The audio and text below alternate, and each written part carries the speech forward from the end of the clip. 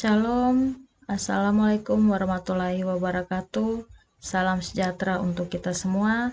Om Swastiastu, Nama Budaya, salam kebajikan, salam guru penggerak, salam Pancasila.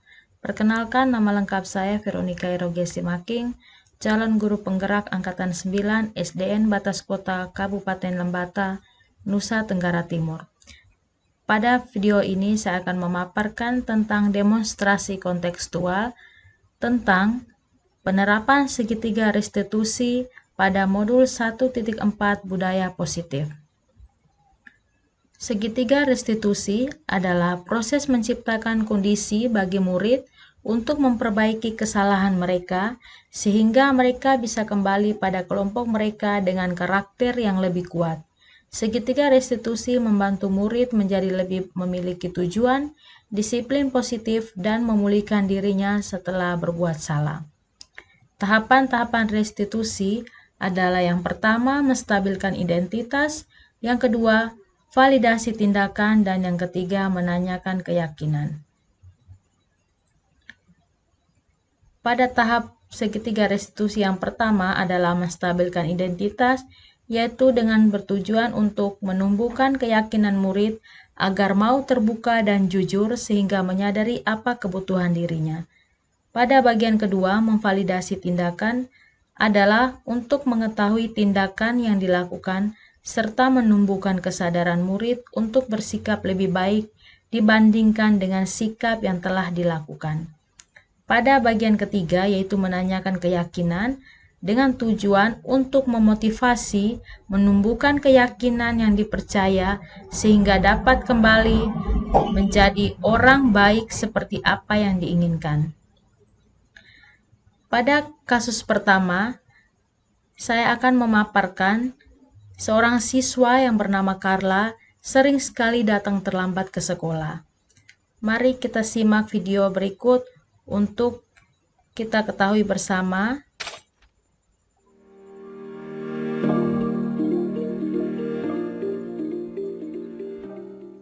Selamat pagi, Karla. Karla, tahu kenapa hari ini Ibu panggil Karla? Iya, hari ini Ibu dengar dari petugas piket bahwa hari ini Karla terlambat ke sekolah. Apakah betul? Ya. Kenapa Karla bisa terlambat ke sekolah?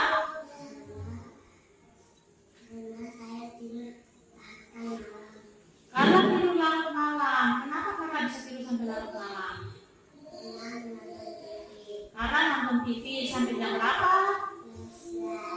Sampai jam 11 malam. Nah, kita sebagai anak sekolah itu sudah melewati batas. Nah, Karla tahu jam berapa kita harus ada di sekolah? Sebelum jam 7 kita sudah harus ada di sekolah. Jadi, pada jam berapa kita harus masuk ke dalam kelas untuk mulai pembelajaran? 7.30. Tetapi hari ini Karla masuk ke kelas itu teman-teman sudah memulai kegiatan pembelajaran bahasa Inggris pada pagi tadi. Berarti Karla sudah terlambat. Nah, apa yang Karla lakukan untuk memperbaiki kesalahan Karla?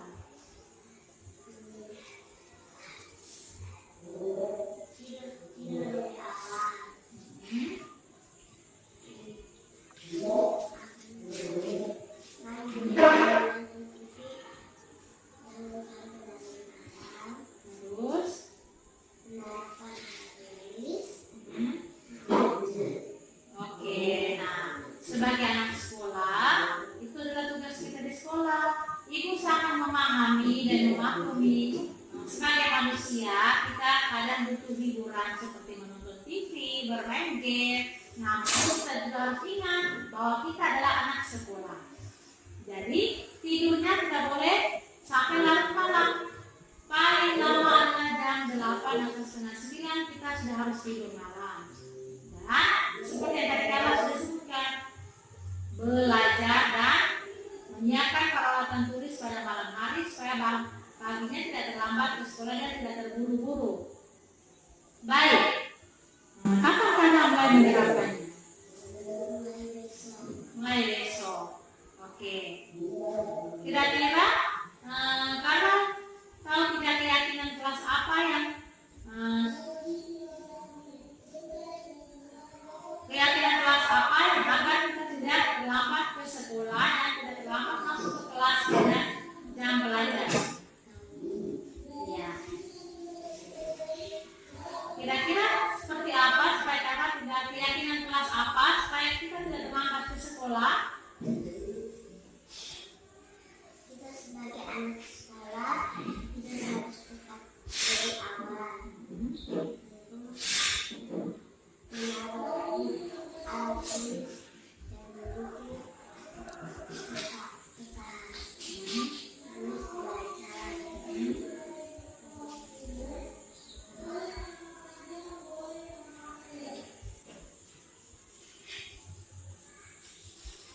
Oke, Ibu, baiklah Ibu sangat menghargai usaha Carla seperti yang tadi Carla sebutkan. Mulai sebentar malam, Carla sudah tidurnya lebih awal, kemudian belajar, menonton dan bermain game tidak boleh sampai larut malam, harus gunakan waktunya untuk belajar dan menyiapkan peralatan sekolah pada malam hari supaya paginya tidak terburu-buru. Dan kalau bisa Ibu sarankan Carla bisa meminta bantuan kepada orang tua Carla supaya membangunkan Carla pada pagi hari. Bisa? Ya. Ibu doakan semoga Carla tumbuh menjadi anak yang lebih baik dan usaha Carla memperbaiki diri menjadi lebih baik. Ibu doakan semoga Carla tetap semangat, tetap sukses dalam kegiatan belajar mengajar di kelas dan kunci kesuksesan kita adalah kedisiplinan sejak dini. Jadi kita harus menerapkan disiplin sejak dini agar kedepannya kita sudah terbiasa. Bisa? Baik. Semoga besok tidak terlambat lagi ya. Oke, terus dulu. Oke, terima kasih. Itu adalah video kasus pertama, yaitu keterlambatan siswa datang ke sekolah dengan cara penyelesaian yang disampaikan oleh ibu guru. Berikut kita masuk pada kasus yang kedua, yaitu peserta didik yang tidak bisa mengontrol emosinya terhadap sesama temannya. Ini kasus antara siswa yang bernama Titan dan Marlon pada saat jam pelajaran bahasa Inggris. Karena diganggu oleh Marlon, maka Titan menjadi emosi dan tidak bisa mengontrol emosinya sehingga dia menjadi kesal dan mengambil buku Marlon, melemparnya ke lantai, kemudian memukul meja dan memaki-maki Marlon. Nah, pada kasus ini, mari kita simak video untuk kita memahami bersama dan dapat menemukan cara menyelesaikan pada kasus ini.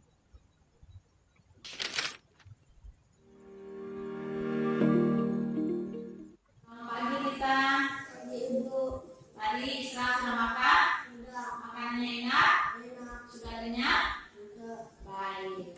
Tadi pembelajaran pertama tadi belajar bahasa Inggris dari Ibu Nina, kan? Ya. Tadi Ibu dengar laporan dari Ibu Nina bahwa di kelas tadi kita memaki, melempar buku ke lantai dan memukul meja. Apakah betul? Ya. Kenapa kita buat seperti itu? Karena emosi dan kesal. Kenapa kita emosi dan kesal?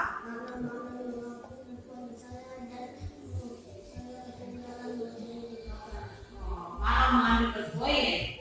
Baik. Nah, Ibu sangat memahami perasaan kita saat itu. Jika Ibu di posisinya kita, maka Ibu akan melakukan hal yang sama. Karena kita akan ketinggalan materi karena tidak bisa tulis. Ya toh? Ya. Lalu apa yang kita lakukan pada Marlon?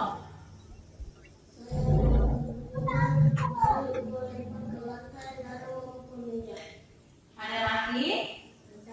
Kita juga maki? Jadi kita juga maki, memukul dan melempar buku. Betul? Baiknya wajarlah kita marah, kesal dan melakukan tindakan seperti itu atas dasar kekesalan kita. Dan Ibu juga sangat menghargai tindakan kita karena kita tidak sampai memukul Marlon. Itu sudah sangat bagus. Namun, apakah dengan memukul meja, memaki, dan melempar buku teman ke lantai sudah sesuai dengan keyakinan kelas kita? Apakah sudah sesuai? Ya, betul, tidak toh? Ya. Jadi menurut kita, keyakinan kelas apa yang sudah kita langgar? Keyakinan kelas apa yang sudah kita langgar?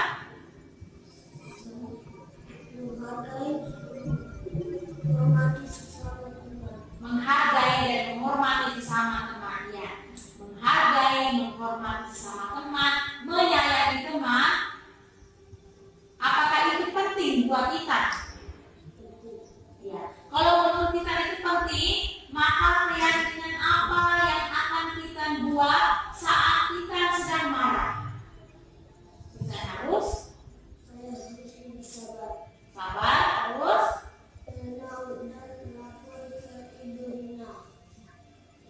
kalau ada teman yang ganggu. oke, baik. Jadi kita harus lebih sabar, tenang, dan lakukan kepada Bapak Ibu guru siapa yang sedang dalam kelas itu. Baik, benar sekali yang kita bicara, kita ngomong. Ibu hargai karena kita sudah paham dan tetap semangat. Jadilah anak yang selalu sabar dan berbuat baik setiap harinya. Bisa? Oke? Terima kasih. Oke, terima kasih. Silakan masuk ke kelas ya.